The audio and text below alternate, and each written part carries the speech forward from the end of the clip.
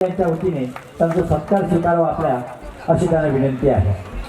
गोपाल कृष्ण महाराज की जय. दंडवत. भगवान श्री चक्रधर स्वामी की जय. सरांचं आम्ही सहर्ष स्वागत करत आहोत. प्रेमाचा पुष्प वर्षाव त्यांच्यावर आम्ही केले. या भागात तेलंगणात चिंतनी होत आहे. 25व्या चिंतनीनंतर चिंतनी बंद करायचं असं बाबांनी ठरवलेलं होतं आणि ते कुणाला सांगायचं नाही, शेवटी समारोपात सांगायचं असं त्यांनी ठरवलेलं होतं. पण ते मला सहज बोलून गेले होते आणि मी ते गुपित आधीच फोडलं आणि लोकांचा आक्रोश त्यांच्या कानावर घातला आणि उपस्थित मान्यवरांनी देखील सांगितलं की काय कमी. त्यानंतरच्या चिंतनीला मला जाता नाही आलं, पण या वर्षी आवर्जून मी इथं मुद्दाम चिंतनीसाठी आलेलो आहे. चिंतनी ही नेहमी जानेवारी महिन्यामध्ये असते. जानेवारी महिन्यामध्ये आमची सुगी सुरू असते. कवी लोकांची सगळीकडं महाविद्यालयांच्या गॅदरिंग सुरू असतात, स्नेहसंमेलन सुरू असतात, साहित्य संमेलन सुरू असतात, चर्चासत्र सुरू असतात, परिसंवाद सुरू असतात. तिकडेही आम्ही पळत असतो. एक बार सेट कर लो, दोबारा हाथ मत लगाओ. हाथ नहीं लगाने का. सगळ्यांना तुम्हाला ऐकू येतं ना नीट का कर्कश वाटतं? थोडं कमी करायचं का आवाज? राहू द्यायचा. हा, तर माझा तो प्रयोग यशस्वी ठरला. पण बाबाचं म्हणणं आहे की आता मी थकलोय. हे कुणतरी नव्या तरुणांनी येऊन सर्वार्थानं पुढं न्यावं. ज्या पद्धतीनं ते 25, 26, 27 वर्ष चाललं त्या पद्धतीनं तसे लोक पुढे येतील आणि ही चिंतनी 25व्या, 26व्या, 27व्या नव्हे तर 100व्या अधिवेशनापर्यंत चालत राहील. याची व्यवस्था आपण सगळ्यांनी केली पाहिजे. कारण तेव्हा आपण नसू 100व्या अधिवेशनाला चिंतनीच्या, पण आपले लेकरं असतील, आपल्या लेकरांपेक्षा तुमचे तर नातू असतील, त्या सगळ्यांना या चिंतनीचा अनुभव घेता यावा. म्हणून ही एक परंपरा माणसाशिवाय, कुणा एका माणसाशिवाय कशी चालू राहील याचा दखल आपण घेतली पाहिजे. बाबांनी फार चांगल्या पद्धतीनं लोक बोलवले. बंडगर महाराज आणि मी, त्यांनी जे सांगितलं काय डोंगर काय झाडी, त्या बाबांनी, त्या आमदारांनी माझा एक मोठा 3 दिवसाचा कार्यक्रम त्यांच्या गावात सांगोल्याला घेतला होता. आणि माझ्या एका कार्यक्रमाचं सूत्रसंचालन महाराजांच्याकडे होतं, पण त्यावेळेस महाराजांची नेमकी भेट झाली नाही. माझी काहीतरी तब्येत बरी नसल्यामुळे ते कार्यक्रमाला येऊ शकले नाही. आणि नंतर त्यांचा एक अभ्यासपूर्ण लेख कबीर आणि महाराष्ट्र या विषयावरचा माझ्या वाचनात आला आणि मी फोन करून त्यांना सांगितलं की हे फार महत्वाचं तुम्ही लिहिलेलं आहे. 8 दिवसापूर्वी वाराणसीला जी आपली महाराष्ट्रातली माणसं राहतात त्यांनी एक ग्रंथ काढायचा ठरवलं आणि माझा कबीरांवरचा व्हिडिओ युट्यूबवरचा पाहून मला अशी विनंती केली की तुम्ही कबीर आणि महाराष्ट्र या विषयावर लिहा. म्हटलं माझा त्या विषयावर अभ्यास नाही, पण अभ्यास असणारा एक माणूस तुम्हाला सांगतो. तेव्हा वाराणसीच्या लोकांना मी ज्ञानेश्वर बंडगर यांचं नाव सुचवलं होतं आणि त्या वाराणसीच्या लोकांनी आवर्जून त्यांचा लेख त्या ग्रंथामध्ये प्रकाशित करण्यासाठी त्यांच्यावर मागून घेतला होता. त्यांचं वय खूप कमी आहे, तरुण आहेत, पण ते खूप अभ्यासू आहेत आणि फार चांगल्या पद्धतीनं तुमच्या समोर बोलले. कधी कधी असं होतं की एकाच वेळेला बाबुळगावकर बाबा आणि माझ्या दोघांच्या लक्षात एखादा माणूस येतो. मला असं वाटतं की या माणसाला चिंतनीमध्ये बोलवायला पाहिजे. मी बाबांना सुचवण्याच्या आधीच बाबांनी त्या माणसाशी संपर्क केलेला असतो, त्यांनाही त्या माणसाचं महत्व कळालेलं असतं आणि बाबांनी त्या माणसाला बोलवलेलं असतं. तसं त्यांना बोलवलेलं आहे. कार्यक्रम पत्रिका जी तयार करण्यात आलेली आहे त्या कार्यक्रम पत्रिकेमध्ये माझ्या नावासमोर जो विषय दिलेला आहे त्यात काहीतरी चूक आणि घोटाळा झालेला आहे. बोलण्यात, फोनवर वगैरे सांगण्यामध्ये जो विषय दिलेला आहे तो खूप मोठा आणि वेगळा विषय आहे. त्या विषयावरचं माझं चिंतन नाही. मी साध्या सोप्या विषयावर बोलणार आहे. कारण मी दरवर्षी पाहतो चिंतनीला पुरुषांपेक्षा दुप्पट मोठ्या संख्येनं स्त्रिया उपस्थित असतात.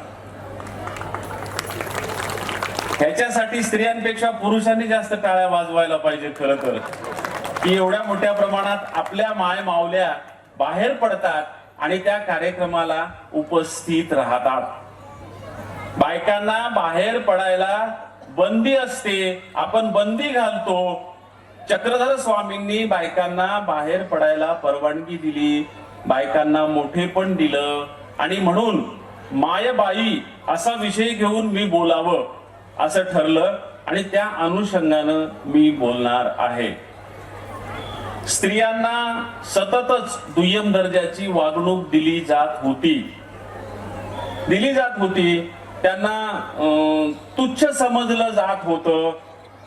तुम्ही साधं पाहता की एखाद्या घरामध्ये काही वादविवाद चालला असेल, काही भांडण चाललं असेल किंवा काही महत्वाच्या गोष्टीची चर्चा चालली असेल तर बायका बैठकीत येऊन पुरुषांसोबत चर्चा करत नाहीत.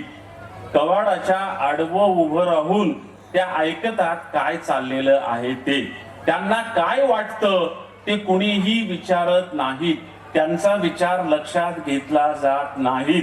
एखाद्या बाईला उत्स्फूर्तपणे वाटलं की समोर जे चाललंय बैठकीमध्ये त्यात काहीतरी थोडं आपणही सुचवावं म्हणून हळू आवाजात एखादी बाई मधून जर बोलली की हे असं तर तो जो नवरा असतो तो लगेच म्हणतो गप्प बस ग रांड, तुला काय कळतं. अशा प्रकारे स्त्रियांना वागणूक दिली जात होती. समतेची वागणूक दिली जात नव्हती. बायकांना बरोबरीनं बसू दिलं जात नव्हतं. बायकांना बरोबरीनं वागवलं जात नव्हतं. त्या काळामध्ये 800 वर्षापूर्वी चक्रधर स्वामींनी स्त्रियांना समतेची नव्हे बरोबरीची वागणूक दिली. हे आपण लीळाचरित्रात जागोजाग पाहतो. या संत महंतांना ते सगळं माहित आहे, पाठ आहे, पण आपण जे भक्त मंडळी आहोत ते आपणाला ते माहित नसतं. पण चक्रधर स्वामींनी आणि मुद्दाम बाबो शास्त्रींनी सुद्धा वेळोवेळी अशा वेगवेगळ्या विषयावरची व्याख्यानं इथं आयोजित केलेली आहेत चिंतनीच्या व्यासपीठावरून. आपल्या परभणीला जे चिंतनीचं अधिवेशन झालं होतं, 20वं अधिवेशन, त्या अधिवेशनामध्ये त्यांनी वृषाली किन्हाळकर यांना बोलवलं होतं आणि महानुभावांनी स्त्रियांना कशी समतेची वागणूक दिली या विषयावर बोलायला लावलेलं होतं. चक्रधर स्वामींनी विचारलं होतं सरळ सरळ की पुरुषांचा काय जीवन, बायकांचा काय जीवल्या, असा तो शब्दच आहे. त्या काय जीव आणि आपण काय जीवल्या असा तो शब्द आहे. आणि मग त्या काही भेदाभेद नाहीये, त्यांचाही जीव आहे ना आपलाही जीव आहे. एखाद्या गोष्टीमध्ये आत्मीयतेनं सहभाग घ्यायचा असेल तर जीव तोडून आपण सहभाग घेतो. तसं चक्रधर स्वामींनी स्त्रियांना बोलताना हाच शब्द वापरलेला आहे की त्यांचाही जीव आहे बाबा आणि आपलाही जीव आहे. दोन्ही जीव सारखे आहेत, वेगवेगळे नाहीयेत. ते चक्रधर स्वामींनी त्यांच्या त्या काळामध्ये सांगितलं आणि म्हणून इतक्या मोठ्या प्रमाणामध्ये लीळाचरित्रात महानुभाव पंथात तेव्हापासून आतापर्यंत आपणाला स्त्रियांचा सहभाग असलेला दिसतो. मराठी भाषेमध्ये नव्हे, एकूणच मराठी भाषेमध्ये ज्ञानेश्वरीच्याही कितीतरी आधी पहिली दीर्घ कविता लिहिणारे रुक्मिणी स्वयंवरासारखं ज्याला ढवळ्या नावानं ओळखलं जातं ते महदंबेचे जे ढवळे आहेत ते लिहिणारी स्त्री होती आणि तिला चक्रधर स्वामींनी तशा प्रकारची स्फूर्ती आणि संमती दिलेली होती. म्हणून महदंबेनं ढवळेसारखं ग्रंथ लिहिला. त्या ढवळ्यांचं अनुकरण पुढे सगळ्या महापंडित कवींनी केलं. स्वतः नरेंद्राला वाटलं की याच विषयावर आपण महाकाव्य लिहिलं पाहिजे म्हणून त्यांनी रुक्मिणी स्वयंवर लिहिलं. एकनाथ महाराजांना सुद्धा वाटलं की आपणही याच्यावरच ग्रंथ लिहिला पाहिजे म्हणून त्यांनी लिहिला. अशी एक रुक्मिणी स्वयंवराची परंपरा सगळ्या संप्रदायामध्ये निर्माण झाली. त्याची सुरुवात महानुभाव पंथानं केली आणि त्याची सुरुवात एका स्त्रीने केली आणि त्या स्त्रीचं नाव महदंबा. म्हणून महदंबा ही मराठी भाषेतली आद्य कवयित्री आहे आणि तिनं हे क्रांतिकारक पाऊल त्या काळामध्ये उचललं होतं आणि तिला बरोबर घेण्याचं क्रांतिकारक पाऊल चक्रधर स्वामींनी उचललेलं होतं. म्हणून चक्रधर स्वामींनी किती बारीक बारीक बारीक बारीक गोष्टी सांगितल्या. सर्व प्रकारचे विटाळ चक्रधर स्वामींनी बाजूला केले. म्हणजे अस्पृश्यानं स्पृश्य माणसाला शिवलं तर विटाळ होत होता, तो तर विटाळ त्यांनी बाजूलाच केला. पण प्रत्येक महिन्यात 3 दिवस स्त्रीला सुद्धा विटाळ गृहीत धरला जायचा, तिचा स्पर्श करू दिला जात नव्हता. त्या काळामध्ये चक्रधर स्वामींनी सांगितलं की आम्हाला विटाळ पिटाळ काही नाही. आम्हाला सुतक पितक काही नाही. आणि म्हणून ती एक बाई म्हणत होती की बाबा मला तुम्हाला काहीतरी करून खाऊ घालावं असं वाटतं, पण मी तुम्हाला करून खाऊ घालत नाही कारण मी विटाळसी आहे. स्वामी म्हणाले आम्हाला त्याचा काही संबंध नाही, तुम्ही स्वयंपाक करा, मी जेवतो. इतरांना नुसतं तोंडानं सांगितलं असतं की समतेची बाजू घ्या तर लोक नुसतेच म्हणले असते ती महाराजांनी जसं सांगितली वांग्याच्या भाजीची कथा की लोकांना सांगतो सगळं ब्रह्मज्ञान आणि स्वतः कोरडा पाषाण.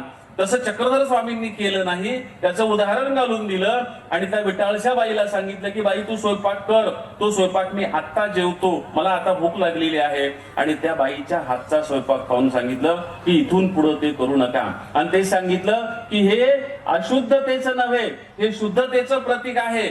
आपल्या शरीराला 9 द्वार आहेत आणि त्या 9 द्वारातून जो मळ बाहेर पडतो त्यापैकी हे एक द्वार आहे आणि मळ बाहेर टाकण्याचं शरीर शुद्ध करण्याचं ते प्रकरण आहे. तेव्हा ह्याला विटाळ समजू नका, हे चक्रधर स्वामींनी सांगितलेलं होतं. जे चक्रधर स्वामींनी सांगितलं तेच इकडं वारकरी संप्रदायामध्ये मोठ्या मोठ्या संतांनी नाही सांगितलं, पण त्यांच्यापैकी एक स्त्री होती वारकऱ्यांच्या मध्ये, त्या जनाबाईनं हेच सांगितलं. जनाबाई मोठी क्रांतिकारक स्त्री होती. त्या जनाबाईंच्या विषयी तुम्ही अनेक गोष्टी ऐकल्या असतील, जनाबाई विषयीच्या जात्यावरच्या ओव्या पण तुम्ही ऐकल्या असतील. त्या जनाबाईनं जे अभंग लिहिलेले आहेत ते अभंग जर आपण ऐकले तर आपल्या लक्षात येईल की महदंबे सारखं चक्रधर स्वामी सारखेच क्रांतिकारक विचार जनाबाईनं सुद्धा तिच्या आयुष्यात आचरणात आणलेले होते. जनाबाईचा एक अभंग आहे, फार सुंदर अभंग आहे, बऱ्यापैकी तुम्हाला तो माहिती असेल, मोठ्या मोठ्या गायकांनी तो गायलेला आहे की डोईचा पदर आला खांद्यावरी भरल्या बाजारी जाईल मी. जनी म्हणे देवा डोईचा काय महाराज, डोईचा पदर आला खांद्यावरी भरल्या बाजारी जाईल मी, पंढरीच्या पेठे मांडिले पाल मनगटावर तेल घाला तुम्ही. आणि शेवटी म्हटलेले जनी म्हणे देवा मी झाले वेसवा निघाले केशवा घर तुझे. हा अभंग जनाबाईनं 800 वर्षापूर्वी लिहिलेला आहे. आणि काय म्हटलेलं आहे, डोईचा पदर आला खांद्यावरी, मी डोक्यावर पदर घेणार नाही, मी खांद्यावर पदर ठेवील माझा. कधी म्हणते आहे, 800 वर्षापूर्वी म्हणते आहे. तो काळ कसा होता, सहज वाऱ्यानं जरी बाईच्या डोक्यावरचा पदर उडाला तर तिचा नवरा कुऱ्हाडीनं तिचं डोकं फोडीत असे, असा तो काळ होता. त्या काळामध्ये संत जनाबाई म्हणते मी डोक्यावरून पदर घेणार नाही, डोईचा पदर आला खांद्यावरी आणि भरल्या बाजारी जाईल मी घरात बसून देखील राहणार नाही, दाराच्या आडून बोलणार नाही, मी बाहेर येईल, भरल्या बाजारात जाईल, पुरुषाच्या खांद्याला खांदा देऊन माझं कर्तृत्व सिद्ध करील. भरल्या बाजारी जाईल मी, पंढरीच्या पेठे मांडिले पाल, या पंढरीच्या बाजारात बाकीच्या संतांच्या बरोबरीनं मी माझही पाल मांडणार आहे. आणि असं केल्यावर तुम्ही काय कराल ते मला माहित आहे, असं जनाबाई म्हणते. तुम्ही काय कराल, तुम्ही बोमलाल जनाबाईंच्या नावानं, हे मला माहित आहे, तुम्ही माझ्या नावानं बोमलाल. पण जनाबाई म्हणते बोमलायला माझी हरकत नाही, पण बोंबलले जास्त, तुम्ही लय बोंबलणार मला माहिती आहे, जास्त बोंबलले तर तुमचं मनगट दुखल, तुमचे ओठ दुखतील, म्हणून मला तुमची कीव येते. म्हणून ती म्हणते डोईचा पदर आला खांद्यावरी भरल्या बाजारी जाईल मी. आणि ती असं म्हणते पंढरीच्या पेठे मांडिले पाल, आणि तुमचं मनगट ओढ दुखू नये म्हणून मनगटावर तेल घाला तुम्ही. नुसते बोंबलू नका, तेल लावू लावू बोंबला, मला काहीही फरक पडणार नाही. आणि त्या पुढे जाऊन जनाबाई म्हणते की मी असं वागू लागल्यावर तुम्ही काय कराल, तर तुम्ही माझी चारित्र्याची बदनामी कराल. तुम्ही म्हणाल ही बाई चांगल्या चलनाची नाही. बाईला बदनाम करायचं असलं, पुढं पुढं जाणाऱ्या एखाद्या बाईला मागं ओढायचं असलं की तिच्या चारित्र्यावर शिंतोडे उडवायचे. मला म्हणाल की असं असं तू चांगल्या चालीची बाई नाहीस. जनी म्हणे देवा, जनी स्वतःच म्हणते, जनी म्हणे देवा मी झाले वेसवा, मी वेश्या झालेली आहे, मला माहित आहे की तुम्ही मला वेश्या म्हणाल. हो, मी वेश्या आहे. जनी म्हणे देवा, मी झाले वेसवा, निघाले केशवा घर तुझे. हो, मी वेश्या आहे, मी घर निघी आहे. पण कुणाचं घर निघालेली आहे? निघाले केशवा घर तुझे. मी देवाचं घर निघालेली घरनिघी आहे. मी देवाची वेश्या आहे, मी देवाची भक्त आहे. इतकं विद्रोही जीवन वारकऱ्यांच्या मध्ये जनाबाई सारख्या बाईनं 800 वर्षापूर्वी जगली. नुसतं लिहून ठेवलं नाही. आणि त्या काळामध्ये ज्या पद्धतीनं जनाबाईनं हे आचरण करून दाखवलं ते टोकाचं आचरण होतं. जे महानुभावांनी स्वातंत्र्य दिलं तेच वारकऱ्यांनी देखील स्त्रीला स्वातंत्र्य दिलं. जनाबाई तर फारच मोठी बाई आहे, मला ती फार आवडते. जनाबाईंच्या विषयी तर मी तासन तास बोलू शकेल, कारण जनाबाईचे पुष्कळ अभंग मला पाठ आहेत.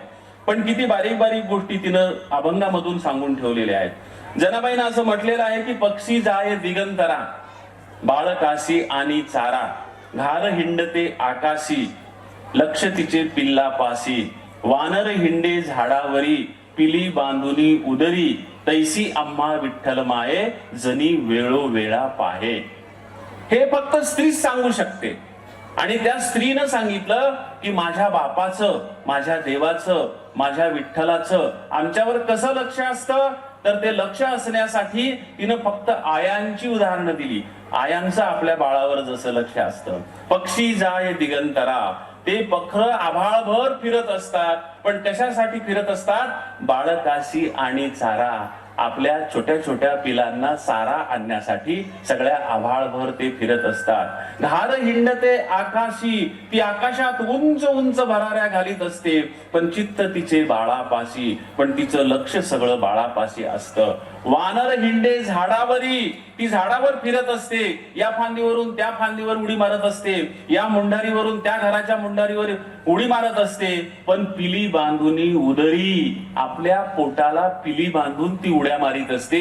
तिला माहित असतं की हा माणूस माझं पिल्लू पोटाच्या बाहेर सोडलं तर त्याला मारून टाकील. आणि म्हणून वानर हिंडे झाडावरी, पिली बांधुनी उदरी, माता गुंतली कामाशी, आई दिवसभर कामात गुंतलेली असती, झाडलोट करण्यात गुंतलेली असती, भांडे घासण्यात गुंतलेली असते, शेतामधलं काम करण्यात गुंतलेली असते. माता गुंतली कामाशी, चित्त तिचे बाळापाशी. आणि मग शेवटी जनाबाई म्हणते तैसी आम्हा विठ्ठल माये, तशीच आमचा विठ्ठल देखील आमची माय आहे. तैसी आम्हा विठ्ठल माये, जनी वेळोवेळा पाहे. माझ्याकडे ती वेळोवेळा पाहत असते की माझं लेकरू नीट वागतंय ना, व्यवस्थित चालतंय ना, त्याच्यावर काही संकट आलेलं नाही ना. म्हणून आईचं जसं बाळावर लक्ष असतं तशी माझी विठ्ठल माऊली 24 तास माझ्यावर लक्ष ठेवून असते. आणि हे विठ्ठलाला आई म्हणणं हे तिकडं जसं आहे तसं आपल्या महानुभावांच्या मध्ये सुद्धा आहे. आपण देवाला माऊलीच्या रूपात पाहिलेलं आहे. आणि म्हणून राऊळ माय, राऊळ बापू असं आपल्या गोविंद प्रभू चरित्रामध्ये आपल्याला पाहायला मिळतं. गोविंद प्रभूला त्या तिथल्या बाया मायबाप म्हणत असत. गोविंद प्रभूंनी एका बाईचं बाळातपण देखील केलेलं आपल्याला पाहायला मिळतं. एवढ्या चांगल्या गोष्टी स्त्री पुरुष समतेच्या आपल्या जीवनामध्ये महानुभावांच्या मध्ये सांगितलेल्या आपल्याला पाहायला मिळतात. आणखी एक महत्वाची गोष्ट, जनाबाई जितकी प्रखर विद्रोही होती, डोईचा पदर आला खांद्यावरी घेतोय असं म्हणत होती, तशी दुसऱ्या बाजूने अत्यंत मायाळू होती. पक्षी जाही दिगंतरा असं म्हणत होती. तर तिसऱ्या बाजूनं जनाबाईचं बोलणं हे फार विनोदी पण होतं. जनाबाईचा एक फार मस्त अभंग आहे, तो जर ऐकला तर तुम्ही सगळ्या खदा खदा हसायला लागसाल. बायकांना तो उकळ्याच फुटतील हसण्याच्या की जनाबाईनं किती चांगलं लिहून ठेवलं आमच्यासाठी. जनाबाईचा एक अभंग आहे पहा, फारच सुंदर अभंग आहे. खंडेराया तुझं करीते नवसू, खंडोबाला जनाबाई म्हणते, खंडेराया तुझं करीते नवसू, मरू दे रे सासू खंडेराया. खंडेराया तुझं करीते नवसू, मरू दे रे सासू खंडेराया. सासू मेले यावरी तुटेल आसरा, मरू दे सासरा खंडेराया. इथं थांबत नाही जनाबाई. खंडेराया तुझं करीते नवसू, मरू दे रे सासू खंडेराया. सासू मेले यावरी तुटेल आसरा, मरू दे सासरा खंडेराया. सासरा मेले यावरी मला दुःख नाही होणार, सासरा मेले यावरी होईल आनंद, मरू दे ननंद खंडेराया. ननंद मेले यावरी होईल मोकळी. सासू मेली, सासरा मेला, ननंद मेली, आता कोणीच राहिलं नाही. ननंद मेले यावरी होईल मोकळी, गळा घालीन झोळी भंडाराची. आणि शेवटी जनाबाई म्हणते, जनी म्हणे देवा सगळेच मरू दे. जनी म्हणे देवा सगळेच मरू दे, एकटीच राहू दे पायापाशी. अर्थात हा अभंग रूपकात्मक अभंग आहे. जनाबाई ज्या काळात अभंग लोकांसमोर सादर करत होती, जनाबाई ज्या काळात लोकांसमोर कीर्तन करत होती, त्या काळातले लोक आताच्या सारखे बसून असणारे नव्हते. 24 तास काम करणारे, कष्ट करणारे, राबणारे होते. कष्ट करून घरी आले, स्वयंपाक केला, अंधार पडला की जेवण झालं की गुडूप झोपायचे. त्यांना झोप आवरत नसे. कीर्तनाला कितीही समोर बसलं तरी ते सारखे डुलक्या द्यायचे. अशा लोकांना डुलक्या येऊ नये म्हणून अशा प्रकारच्या विनोदी अभंगातून त्यांना जागवण्याचं काम आणि त्यांना जगवण्याचं काम जनाबाई करत होती. या अभंगामध्ये जरी सासू सासरा ननंद असं म्हटलं असलं तरी हे सगळे षडरिपू आहेत माणसाच्या शरीरामध्ये असलेले. राग, लोभ, काम, क्रोध, लोभ, मच्छर हे जे षडविकार आहेत, या षडविकारांच्या संदर्भामध्ये जनाबाई हे बोललेली आहे. हे आपले सासरे आहेत, ह्या आपल्या सासवा आहेत, त्यांनी आपलं आयुष्य बद्ध करून ठेवलेलं आहे. माझ्या शरीरातून हे सगळे विकार निघून जाऊ दे. माझा सासरा राग माझ्या शरीरातून निघून जाऊ दे. माझी सासू द्वेष माझ्या शरीरातून निघून जाऊ दे. माझी ननंद कौंडाळ माझ्या शरीरातून निघून जाऊ दे. आणि माझा शुद्ध कोरा आत्मा देवा तुझ्या पायाशी राहू दे. म्हणून जनी म्हणे देवा मी झाले बेसवा निघाले केसवा कर तुझे, असं जशी ती म्हणत होती तशीच जनाबाई इथं असं म्हणते की जनी म्हणे देवा सगळेच मरू दे, एकटीच राहू दे पायापाशी.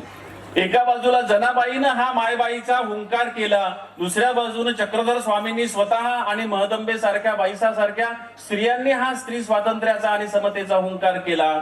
आणि त्याच्यानंतर मुस्लिमांचं आक्रमण आपल्या देशावर झालं आणि वारकऱ्यांनी आणि महानुभावांनी स्त्रीला दिलेलं स्वातंत्र्य नष्ट करण्यात आलं.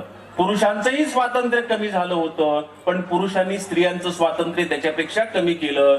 कधीच महाराष्ट्रात नसलेला बुरखा महाराष्ट्रात आला, तो मुसलमानांनी आणला आणि बायांनी बुरखा घेण्याची पद्धती इथं सुरू झाली. पुन्हा एकदा मुक्त केलेली महानुभावांनी आणि वारकऱ्यांनी मुक्त केलेली स्त्री पुन्हा एकदा पडद्याच्या आत गेली, पुन्हा एकदा बुरख्याच्या आत गेली.